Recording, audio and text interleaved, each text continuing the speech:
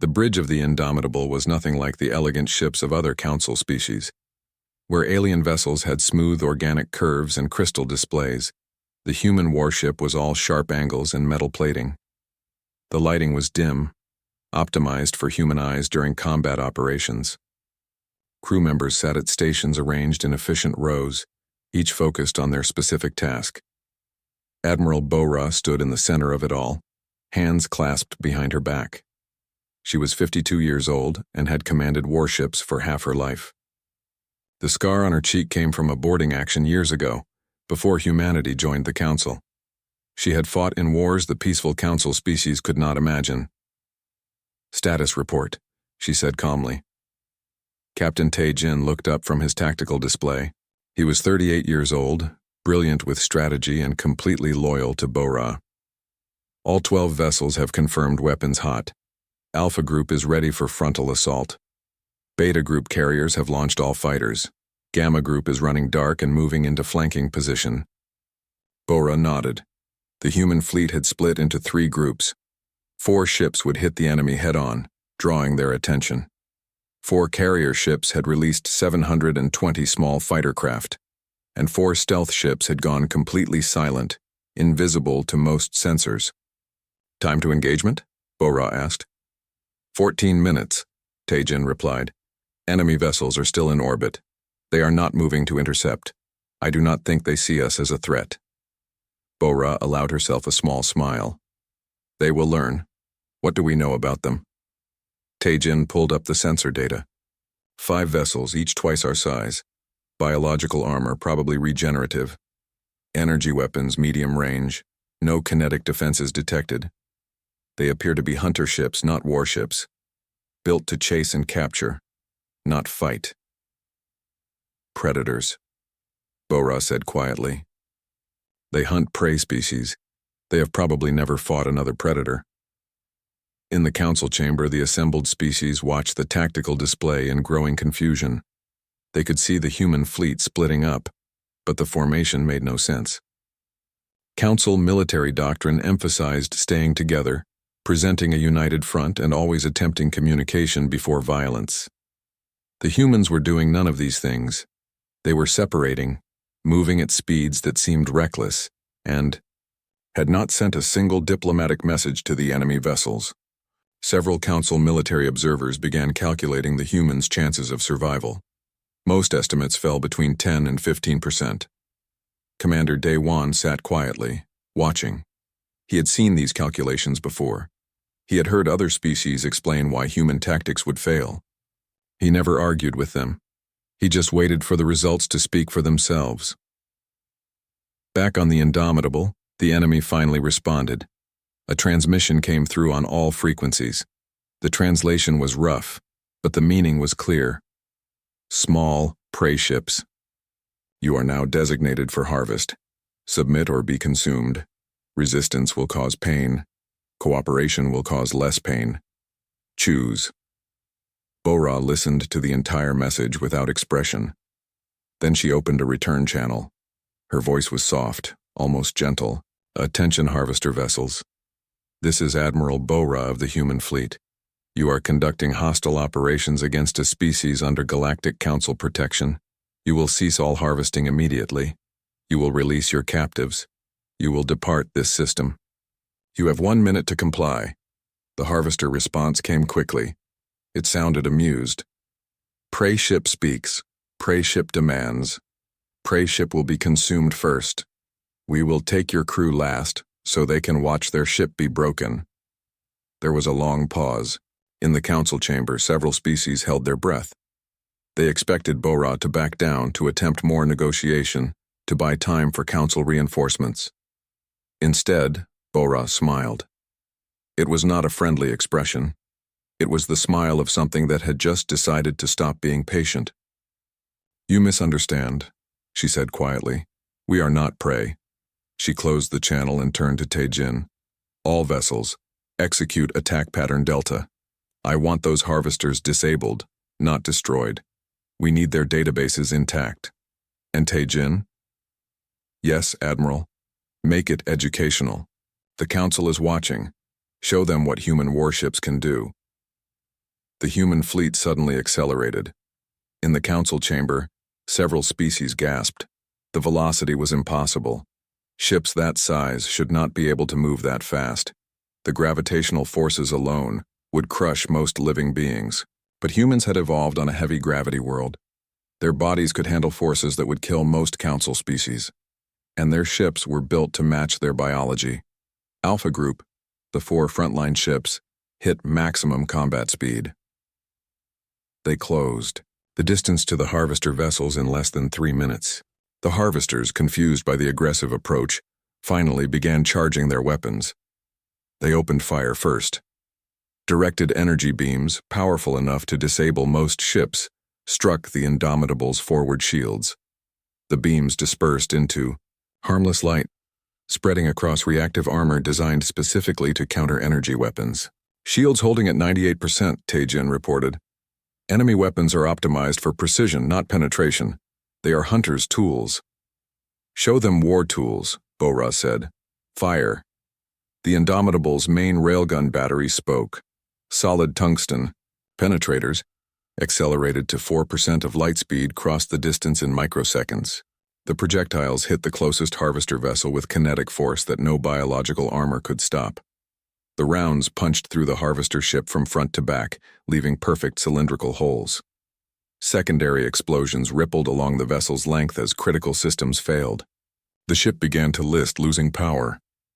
In the council chamber, absolute silence fell.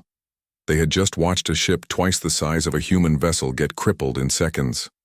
The violence was shocking. Council species did not fight like this. When they fought at all, it was with careful precision, minimizing damage, always leaving room for negotiation. Humans fought to win. The other 3 ships of Alpha Group engaged the remaining harvesters. Missiles launched in swarms, filling space with warheads. The harvesters had no countermeasures. They had never needed them. Their prey never fought back.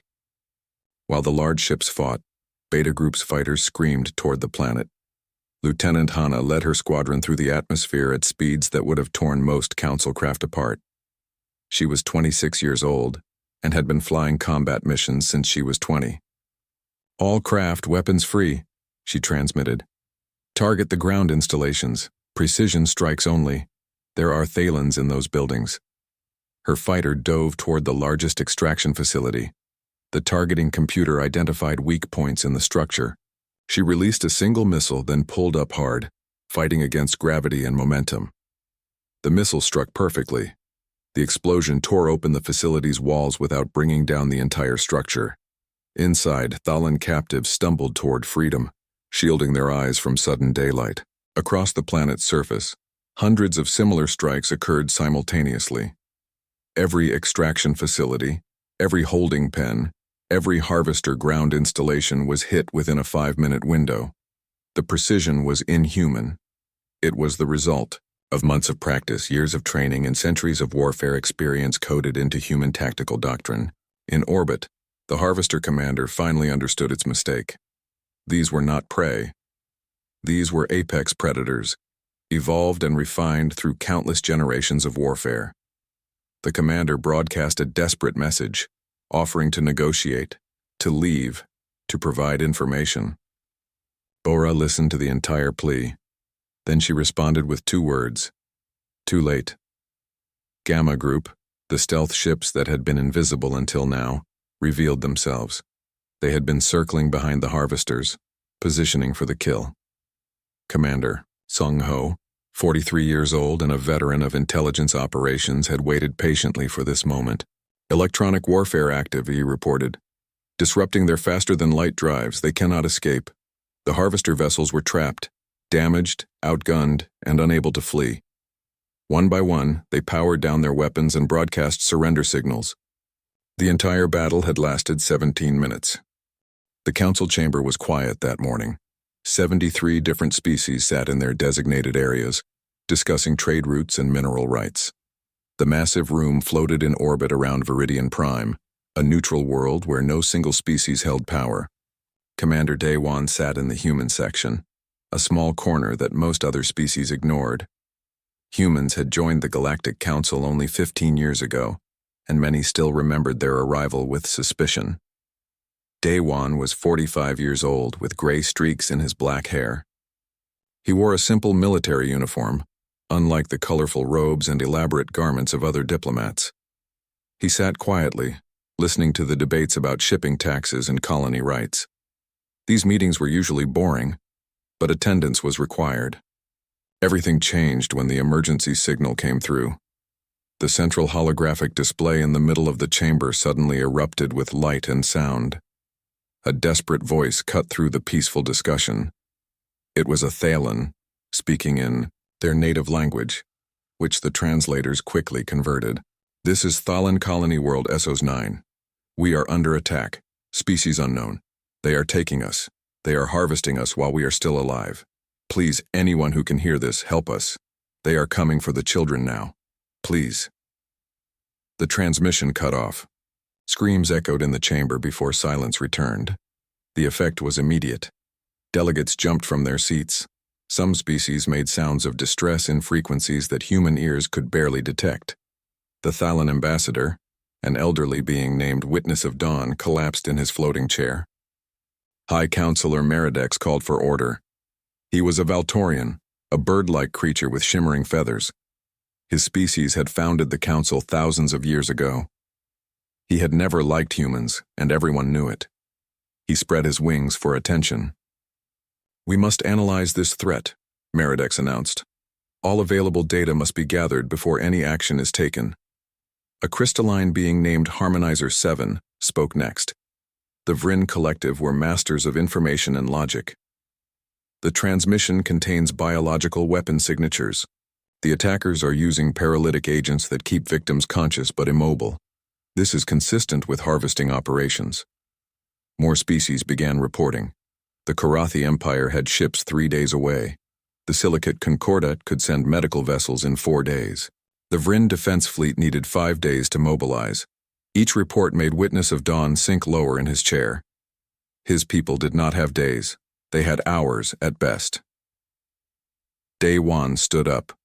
The chamber fell silent. Humans rarely spoke during council sessions. They usually just observed and voted when required. When a human spoke, it meant something important was about to happen. "Counselors," Daewon said, his voice steady and calm. "The Thalans do not have days. Based on the transmission, they have hours, maybe less. Harvesting operations move quickly once they begin." Meridex looked at the human with barely concealed annoyance. "Then they are lost, Commander. No council fleet can reach them in time. This is a tragedy, but we must be realistic." "The human fleet can reach them," Daewon said simply. Confusion spread through the chamber. Several species began talking at once. The human fleet was small, only 12 ships. They were classified as light cruisers, barely worth mentioning in any military discussion. How could such a tiny force reach SOS-9 in time when proper military fleets needed days? Daewon waited for the noise to die down. Then he explained something the council had never understood about human ships. What the council called human. Light cruisers were actually humanity's designation for heavy destroyers. Each ship was 3 times larger than the council believed. More importantly, they were not positioned near council headquarters for diplomatic purposes. "Our fleet is already in Thalan space," Daewon continued. "They have been conducting friendship patrols for the last 6 months. We are 18 minutes from SOS-9. The chamber erupted again. Friendship patrols were a human concept that other species found charmingly primitive. It meant sending warships to visit friendly territories as a gesture of goodwill. But now the truth became clear. Humanity had been quietly positioning military assets throughout council space. They had been preparing for exactly this kind of emergency. Before Meridex could respond, a new holographic display appeared. A human woman in military uniform looked out at the council. She was about 50 years old with sharp eyes and a scar across her left cheek. This was Admiral Bo-Ra, commander of the human fleet. "Council, this is Admiral Bo-Ra of the human fleet. We have detected the distress signal from SOS-9. Our sensors show 5 hostile vessels in orbit around the planet. They are conducting ground operations. We are 18 minutes from weapons range. We have powered up all combat systems, requesting permission to engage hostile forces and protect Council citizens. The chamber descended into chaos. Some species demanded the humans stand down immediately. Engaging unknown forces without full Council approval violated at least a dozen treaties. Others, led by the desperate Witness of Dawn, begged for the humans to act. Lives were being lost every second. Meridex tried to establish order. This Council cannot authorize military action without proper deliberation. Commander Day 1, you must order your fleet to hold position until we have reached a decision. Day 1 looked at the Valtorian counselor. His expression did not change, but something in his eyes made several nearby species step back. It was the look of a predator deciding whether to hunt. For millions of years, the species in this chamber had evolved past their violent instincts. But humans still carried theirs, controlled, but never forgotten. Admiral Bora, Daywan said, speaking directly to the hologram. This is Commander Daywan. You have operational authority. All human vessels are weapons-free. Show them why we are called humanity. Bora nodded once. Understood, Commander. Indomitable out. The hologram disappeared. Meridex stared at Daywan in shock. You just committed an act of war without Council authorization. This is unacceptable. You have violated every principle this Council stands for. Before Daywan could respond, Witness of Dawn spoke. The old Thalan's voice was weak, but firm. Let them act, Meridex. My people are dying right now. Every second we debate, more of them are taken. If the humans can save them, I care nothing for protocols or treaties. Let them show us what they can do. Daywan turned to address the entire chamber. Counselors, you can censure humanity later. You can expel us from the Council if you wish, but right now people are screaming for help. We heard them. We are close enough to answer, and we will not stand by and debate while innocents are harvested. He sat down, his statement finished. Meridex wanted to continue arguing, but several other species had begun to support the human action, not because they approved of the violation of protocol, but because they realized something uncomfortable. The Council had been ready to let the Thalans die rather than break their careful procedures.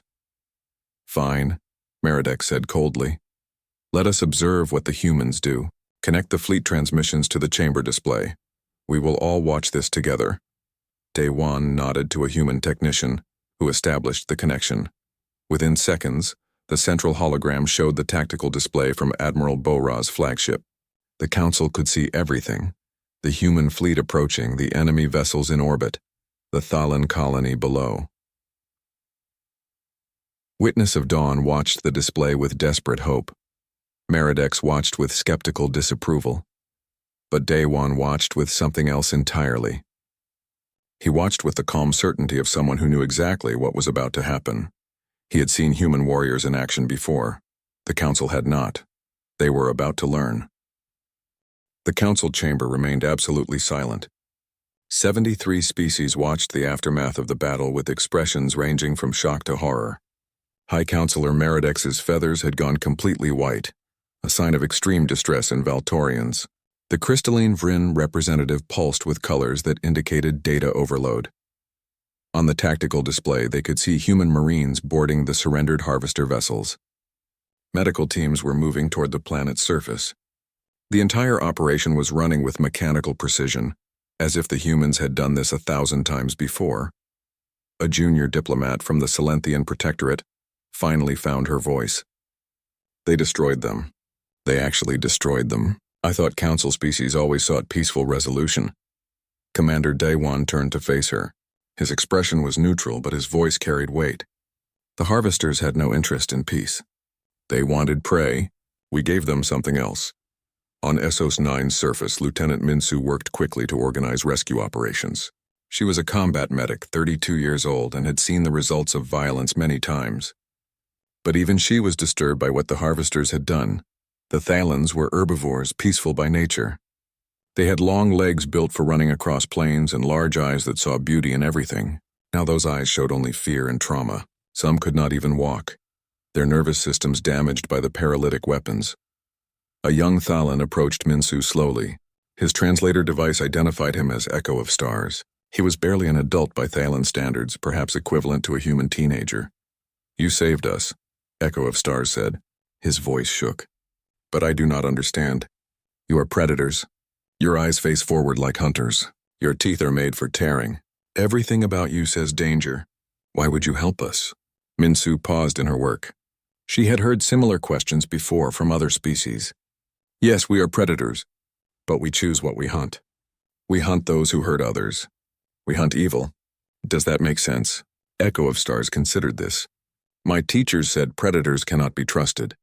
They said predators always betray prey eventually, but you came when no one else could. You fought when others only talked. Maybe my teachers were wrong. Your teachers were not wrong, Minsu said gently. Predators are dangerous. We are dangerous, but danger can be directed, controlled, used for good instead of evil. That is what makes us human. We remember what we are, but we choose to be better. In orbit, Admiral Bora received reports from all units. The boarding teams had secured the harvester vessels. Lieutenant G1, leading the marine assault, had discovered something important in the flagship's computer systems.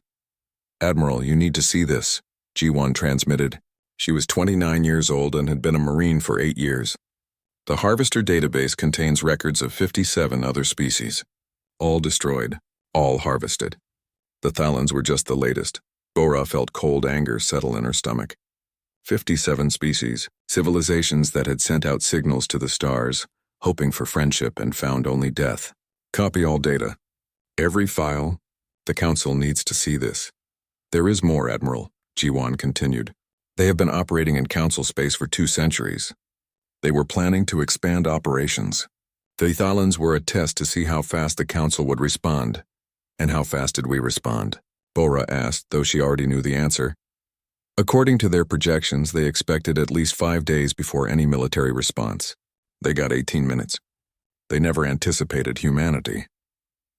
Back in the Council chamber, Captain Tae-jin was presenting the initial findings to the assembled species.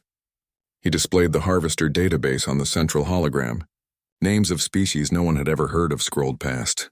Entire civilizations reduced to data entries marked harvested and consumed. The harvesters targeted minor species, Tae-jin explained. Civilizations that were just beginning to explore space. Species that the Council had never contacted. They were patient. They waited for signals of new life, then moved in before anyone could respond. Witness of Dawn, the Thalan ambassador, had regained some composure. Then the Thalans were not their first victims. We were just the first they attempted from an established Council species. Correct, Tae-jin confirmed. They were testing Council response times. Based on historical data, they calculated you would need at least 5 days to mount a rescue. In 5 days, they could have harvested the entire colony and disappeared. Meredek spoke, his voice heavy. Then we have been blind. For 2 centuries, species have been dying just outside our borders, and we never knew. You have been peaceful. Daiwan corrected. There is a difference. You built a civilization based on trust and cooperation. These are good things. But predators exist whether you acknowledge them or not. The harvesters knew this. They exploited your peaceful nature. A Karathi military commander stood. The Karathi were warriors by tradition, though they fought with honor and ceremony. I have studied your tactics, Commander Daiwan. Your fleet showed no honor, no ceremony. You struck to kill, not to test your opponent's worth. The harvesters showed no honor to the 57 species they destroyed. Daiwan replied. They showed no ceremony to the Thalans they were harvesting. When facing evil, honor means nothing. Only results matter. The Karathi considered this. Your words are harsh, but they may be true. Perhaps we have forgotten that some enemies do not deserve honor. The Vryn collective representative pulsed with new colors.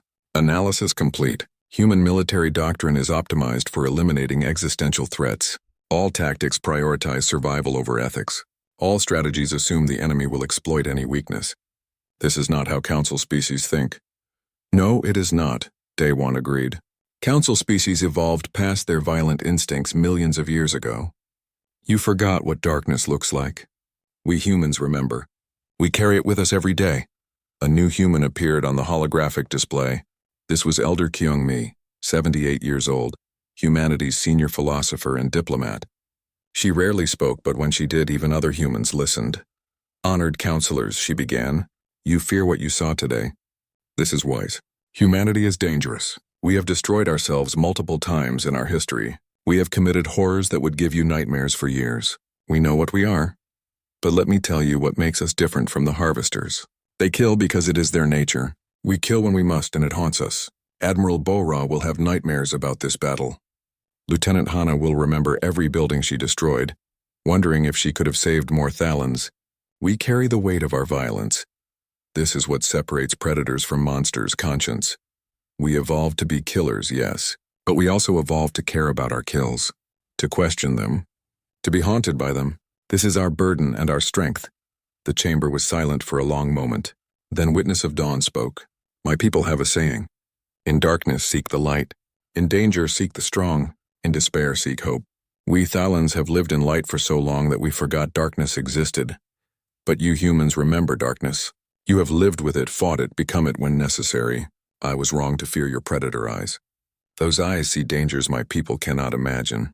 Those hands that hold weapons also pulled my people from harvest pens. He turned to face the entire council. Whatever this council decides, know this. The Thalans will never forget what humanity did today. We will never forget that when we screamed for help, only the predators answered. Meredek stood slowly. The ancient Valtorian looked tired. The council will adjourn for deliberations. We must decide what this means for the future. We must decide what humanity's place should be in this council. As the various species filed out, Daewon remained seated. He knew what was coming. The council would debate for days. Some would want to expel humanity for violating protocols. Others would recognize that humanity had saved thousands of lives. In the end, they would have to make a choice about what kind of council they wanted to be. One that valued peace above all else, even when that peace meant allowing evil to flourish. Or one that recognized sometimes peace required strength, and strength meant accepting predators into their midst. Daewon suspected he knew which path they would choose. The council had just seen what happened when they were too slow to act. 57 species had died because no one was ready to respond with force. The Thalans had nearly become the 58th. Humanity had answered the distress call in 18 minutes. The council had been ready to debate for days. That difference would define everything that came next. 5 days passed. The council chamber had been in almost constant session, with different species presenting arguments for and against humanity's actions. Commander Daewon attended every session, saying little but listening to everything. He knew that words mattered less than what had actually happened on Essos 9. On the planet's surface, the rescue operation continued. Human medical teams worked alongside Thalan doctors to treat the survivors. Lieutenant Minsu had barely slept, moving from patient to patient, doing what she could to heal bodies and minds damaged by the harvesting. Echo of Stars followed her everywhere, learning human medical techniques. The young Thalan had decided to study xenopsychology, wanting to understand different species. He was particularly interested in understanding predators. Minsu, he asked during a rare break, does it bother you that other species fear you? That when they see humans, their first reaction is to think of danger? Minsu sat down on a piece of rubble, tired. Every day, my grandmother used to tell me something. She said the strongest people are not those who never feel fear. They are the ones who are terrifying but choose to be gentle. Humanity will always be predators. We cannot change our nature. But we can choose what we hunt. We hunt injustice. We hunt cruelty. We hunt evil itself. If that makes us monsters to other monsters, we accept that burden. Echo of Stars absorbed this thoughtfully. Then you carry violence within you, but use it to protect others. That must be difficult. More difficult than you know, Minsu admitted. But it is our choice. That is what matters. In the council chamber, High Counselor Meridex had called for a formal vote. 3 proposals were on the table.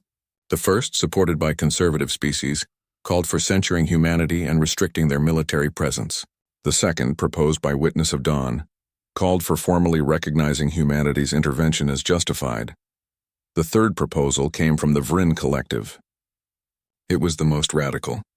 They proposed establishing humanity as the Council's official rapid response force, with authority to act immediately in crisis situations. Before the vote, Meridex requested a private meeting with Elder Kyungmi. They met in a neutral garden, designed to be comfortable for multiple species. Meridex arrived first, his white feathers slowly returning to their normal iridescent colors. Kyung-mi entered slowly, leaning on a simple wooden cane. She was the oldest human in council space, and her age showed in every careful movement, but her eyes were sharp and clear. "Elder Kyung-mi," Meridex began, "I have led this council for 90 years by your reckoning. I have built peace through patience and consensus. In all that time I believed this was the only way. Now I am not certain." Kyung-mi sat down carefully. "You are wondering if your peaceful methods have made the council weak." "Not weak," Meridex corrected. "Blind. The harvesters operated in our space for 2 centuries. They destroyed 57 species. We never knew. We were so focused on peace that we could not see the predators in our midst." "And now you fear what humanity represents," Kyung-mi said. "Not what we did to the harvesters, but what we might do if we decided the council was a threat." Meridex spread his wings in agreement. "Yes, your people have the capacity for violence that we have not seen in millennia. What stops you from becoming conquerors?" Kyung-mi was quiet for a moment. "You are right to be cautious. Humanity has a dark history. We nearly destroyed ourselves multiple times. We have been conquerors before. We know what that path looks like and where it leads. But we learned, not because we evolved past violence like your species. We still carry that capacity within us. We learned because we chose to control it. Every day, every human makes that choice. To be better than our nature. To protect rather than prey upon others. To build rather than destroy.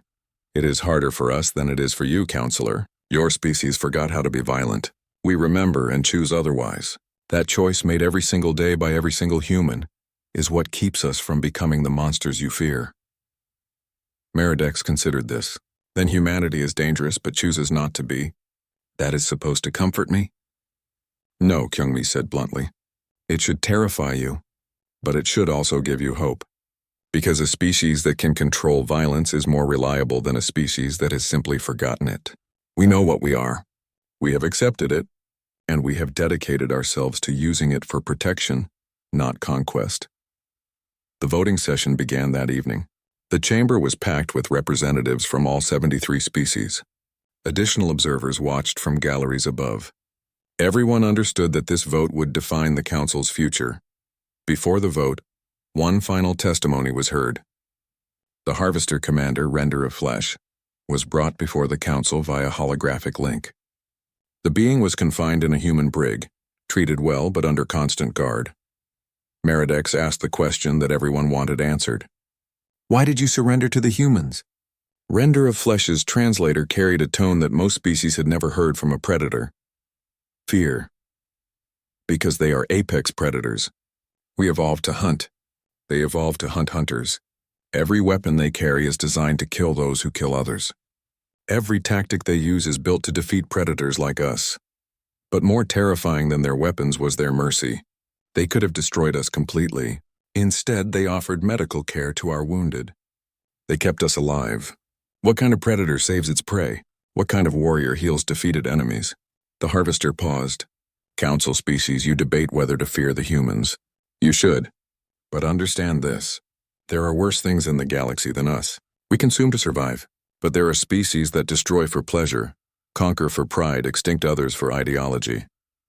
The humans stopped us in 17 minutes. What happens when something truly terrible arrives at your worlds? Will you form committees? Hold votes? By the time you reach consensus, you will be extinct. Keep the humans close, Council. They are your only hope against the darkness." The transmission ended. Silence filled the chamber. Then Meridex called for the vote. The first proposal to censure humanity received only 8 votes in favor. 65 species voted against it. The second proposal to justify humanity's intervention passed with 71 votes in favor. Only 2 species voted against it. The third proposal to establish humanity as the rapid response force passed with 58 votes. 15 species abstained or voted against it, but the majority was clear. Meridex stood to announce the results. Then he added his own statement, words that would be quoted for generations to come. "Humanity, you have shown us something we had forgotten. The price of peace. We council species enjoy civilization because our ancestors fought for it. We have lived so long in light that we forgot darkness exists. You remember. You carry that darkness within you, yet choose light anyway. We name you Watchers of the Council. You will guard against threats we cannot imagine. You will do what we cannot do, and we will ensure you never forget why you fight. Not for conquest, but for protection. Not for glory, but for the innocent. Commander Daewon stood to accept formally. We will honor this responsibility, counselors. But understand this clearly. Humanity does not fight for the council. We fight for what is right. As long as those align, we stand together. The day they diverge, we will have difficult conversations. It was the most honest statement any species had ever made to the council, and somehow that brutal honesty brought more comfort than diplomatic words ever could. The council now had guardians who would protect them. But those guardians would never be their servants. They would be partners, equals, and when necessary, their conscience. 6 months passed. The galaxy had changed in ways both visible and invisible. The human fleet had expanded to 40 vessels, all operating under council oversight.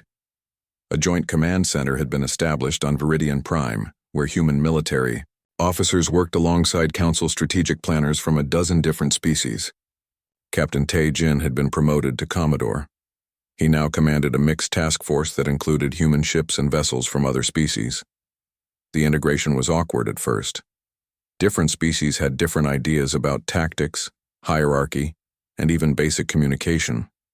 But slowly, they learned to work together. Lieutenant Hana found herself training council pilots. Most species lacked the physical ability to handle the high-gravity maneuvers that human fighters used routinely. But the principles of aggressive flying and quick decision-making were universal. She developed a reputation as a demanding instructor who pushed her students hard, but never asked them to do something she could not do herself. Commander Sung Ho's intelligence division merged with the Vrin Collective's analysis teams.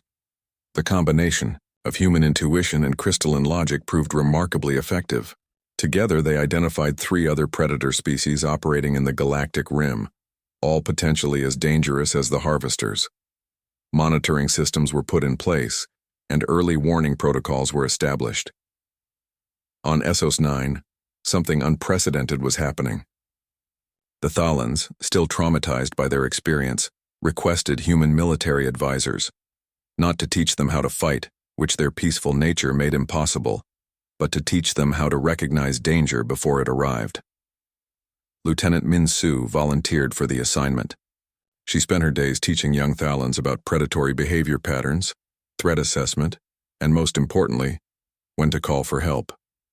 It was strange work, teaching prey species to think like predators. But the Thalans learned quickly, driven by the memory of what had happened when they failed to see danger approaching. Echo of Stars worked closely with Min Su. He had formally enrolled in xenopsychology studies focusing on understanding predator species. One afternoon, as they walked through the rebuilt colony, he asked a question that had been bothering him. Min Su, does it hurt, knowing that when other species look at you, they see danger first and person second? Min Su stopped walking. She looked out over the colony, now bustling with life again. Thalan children played in parks that had been harvest pens 6 months ago. Every single day, she admitted. I see species step back when I approach. I see parents pull their children away. I see fear in eyes that should show friendship. But then I remember what my grandmother told me. The strongest people are not those who never inspire fear. They are the ones who are terrifying yet choose to be gentle. Humanity will always be predators. We cannot change our forward-facing eyes or our sharp teeth or our capacity for violence. But we can choose what we do with those things. Echo of Stars processed this. Then you accept being seen as dangerous because you know you use that danger to protect others. Exactly, Min Su said. We are the monsters that hunt monsters. If that is our role in the galaxy, we accept it. The first real test of the new arrangement came 3 months into the integration period. A distress call arrived from a remote system. The Kalari, an aquatic species known for their philosophical achievements, reported unknown vessels in their space. The ships were not attacking, but their behavior was suspicious. This time, the response was different. Admiral Bora's human fleet moved immediately, but they were not alone. A Vrin diplomatic vessel accompanied them. Karathi mediators stood ready to negotiate if the unknown ships proved to be peaceful. The entire council watched as their new hybrid approach was tested. The human fleet arrived first, establishing a defensive perimeter around the Kalari homeworld. But instead of immediately preparing for combat, Bo-Ra waited for the diplomatic vessel to arrive. When it did, the Vrin made first contact with the unknown ships. The unknown vessels turned out to be explorers from beyond Council space. They called themselves the Navori, a herbivore species searching for new trade partners. Their ships looked suspicious because they were salvaged from half a dozen different species, cobbled together from whatever they could find. Under old Council protocols, the situation would have taken weeks to resolve. Careful negotiations, background checks, cultural exchanges. But with human ships providing security, the Vrin diplomats were able to work quickly. Within hours, the Navori were welcomed to Council space.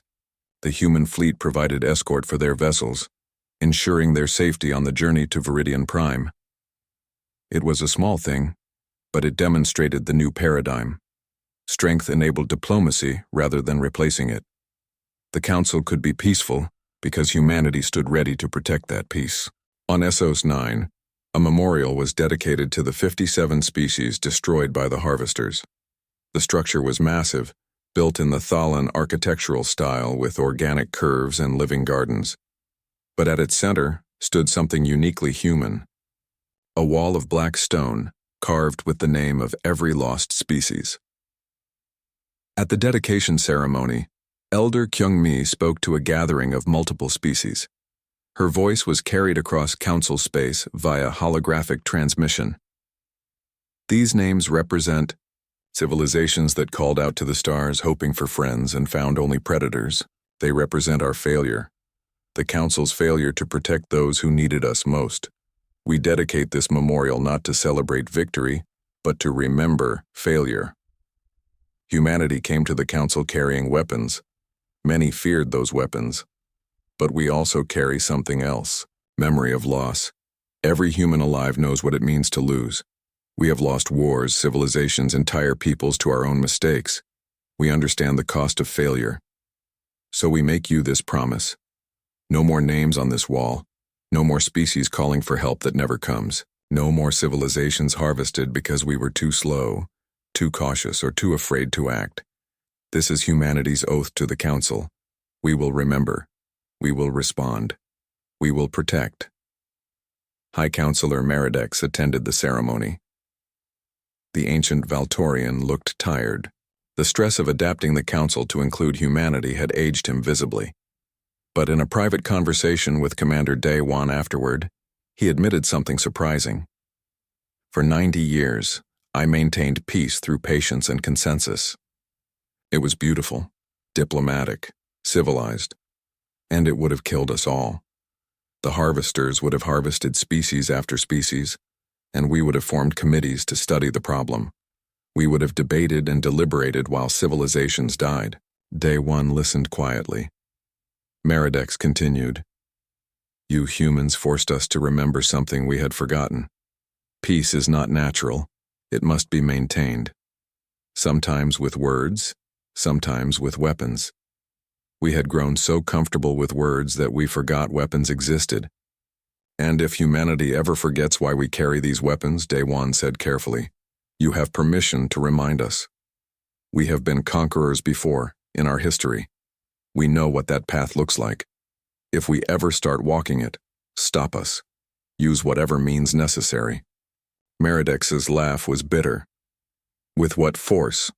You are the force now. No, Counselor, Daewon corrected. You are the force. You are the voice that reminds us why we fight. You are the civilization worth protecting. Your philosophers, your artists, your dreamers. They represent what we are trying to preserve. Never forget that humanity is not here to lead the Council. We are here to ensure it survives long enough to teach us how to be better. 6 months after the Battle of Essos 9, Admiral Bo-Ra stood on the bridge of the Indomitable, watching the stars. Council space was quiet that night. No distress calls, no crises. Just the peaceful darkness of space, dotted with worlds where billions lived unaware of the vigil maintained on their behalf. Captain Tae-jin joined her at the observation window. Admiral, all stations report secure. Council space is quiet. Bo-Ra nodded slowly. Good. Let us keep it that way. She thought about the Thalans, recovering on Essos 9, about the 57 species whose names were carved in stone, about the council species who slept peacefully, unaware of the predators that patrolled their borders. Humanity had found its place in the galaxy. Not as conquerors, not as diplomats, but as guardians. They carried the weight of violence so others did not have to.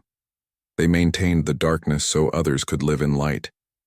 It was not the role humanity wanted, but it was the role the galaxy needed. And as Bora had learned through decades of service, sometimes duty is not about what you want. It is about what you can do that others cannot. The Council witnessed humanity's predator fleet answer an alien distress signal. What they learned changed everything. The most dangerous predators are not those who hunt because they must. They are those who hunt because they choose to, and choose to hunt evil itself. In the quiet darkness of space, humanity watches, and the galaxy is safer for it.